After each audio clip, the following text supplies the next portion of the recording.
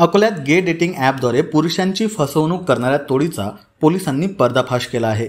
सध्या gay dating apps समलिंगी पुरुषांसाठी फसवणुकीचा मोठा अड्डा बनत आहे। या ॲप्सच्या माध्यमातून काही गुन्हेगार ब्लॅकमेलिंग, लैंगिक अत्याचार आणि आर्थिक फसवणुकीच्या जाळ्यात अडकवत आहे। अकोल्यात देखील गे डेटिंग ॲप्सच्या माध्यमातून बँकेच्या एका अधिकाऱ्याची मोठी फसवणूक झाली आहे। या ॲपवर ओळख बनली, त्यानंतर या अधिकाऱ्याला भेटण्यासाठी अज्ञात स्थळी बोलवण्यात आलं आणि तिथे चौघांनी त्याच्यावर लैंगिक अत्याचार केला। तर इतकंच नव्हे तर या संपूर्ण घटनेचा मोबाईलमध्ये व्हिडिओ रेकॉर्डिंगही करण्यात आला। पुढे बँकेच्या अधिकाऱ्याला ब्लॅकमेलिंगकरिता तब्बल 80,000 रुपयांनी आर्थिक फसवणूक करण्यात आली। चौघांपैकी दोघांना पकडण्यात अकोला पोलिसांना यश आले असून मनीष नाईक आणि मयूर बागडे असे अटक करण्यात आलेल्या दोघांची नावे आहे।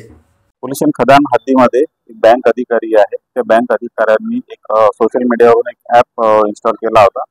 त्या ॲपमध्ये आपण मित्र बनून आपल्याला काही शारीरिक काही गरजा असतील तर ते आपण भागवू शकतो, अशा पद्धतीचं त्याच्यावर त्यांचे चॅटिंग झालेलं आहे। त्या चॅटिंगवरून मग ते दोघांनी भेटायचं ठरलं आणि ठरल्यानंतर हा जो आरोपी आहे हा त्यांना घेऊन एका ठिकाणी गेला।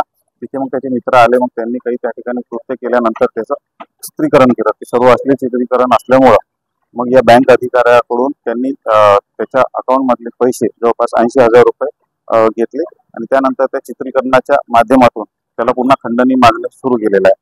मग त्यांनी आम्हाला तक्रार दिल्याच्या नंतर आम्ही त्याची रचना रचून एक ट्रॅप रचला आणि त्याच्यामधले 2 आरोपी आहेत ते आम्ही अटक केलेले आहे आणि आमची पुढील कारवाई सुरू आहे।